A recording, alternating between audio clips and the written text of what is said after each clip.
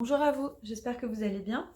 Donc là, on va faire un tirage avec deux jeux. Donc un auto-édité, c'est l'Oracle Mystique de Marie-Madeleine, et un qui est chez Très Daniel, qui vient de sortir. Donc il est depuis quelques jours dispo en librairie et en ligne. Et voilà, c'est l'Oracle Botanique des Divinités. Ils ont fait un coffret absolument magnifique avec un pochon imprimé, un livre qui est très belle qualité aussi, coffret d'Oracle.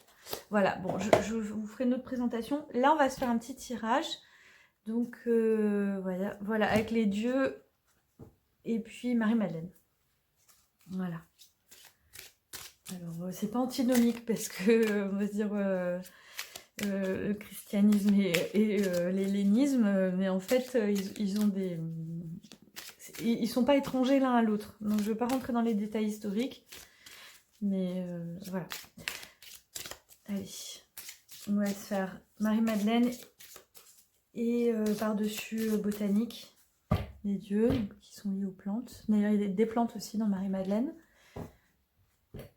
Je suis en train de faire le livre, donc je ne vous donne pas de date parce que c'est tellement long à écrire, c'est du délire. Je préfère pas vous en donner. Normalement, je le sors cet été, je sais pas quand. Je sais pas, juin, juillet, août, peut-être ce sera septembre, peut-être ce sera cet hiver, j'en sais rien. Donc, je sais que vous me le demandez, j'en sais rien du tout, j'y travaille, mais vous comprendrez quand vous l'aurez entre les mains, parce que c'est un travail complètement fou. Allez, on y va. Pour nous, Marie-Madeleine, pour le moment, elle répond très bien, Marie-Madeleine. Hein, j'ai toujours... on a toujours des guidances assez claires. Je veux dire, même sans le livre, mais le livre, vous allez voir, c'est une aide supplémentaire. C'est comme avec le Magicus. Ah, je vais pas mélanger. Et puis là, je vais tout de suite mettre les dieux au-dessus. Sans les retourner. En guidance complémentaire. Voilà. Les cartes sont plus grandes, mais elles sont tellement belles. Mais vraiment, c'est un bonheur de travailler avec cette maison d'édition parce que ils font des très belles choses et ils sont corrects. C'est pas le cas de tous. Allez. Pour nous les dieux.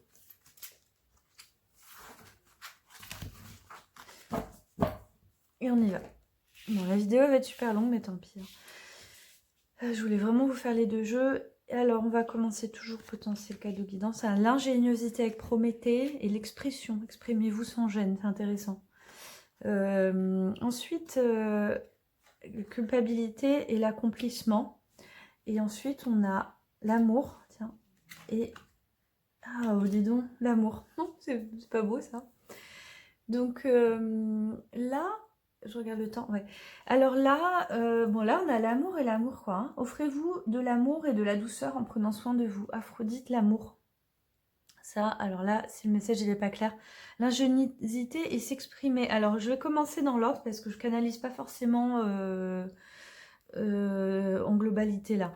Alors, là, ce que je vois, c'est qu'il va falloir que vous fassiez preuve de créativité pour vous exprimer. C'est-à-dire que, oui, il y a de l'ordre de la créativité, mais il y a de l'ordre de l'expression de soi. C'est-à-dire que vous avez des émotions en vous. Il y en a beaucoup, il y a beaucoup de choses, des pensées, des idées, des projets.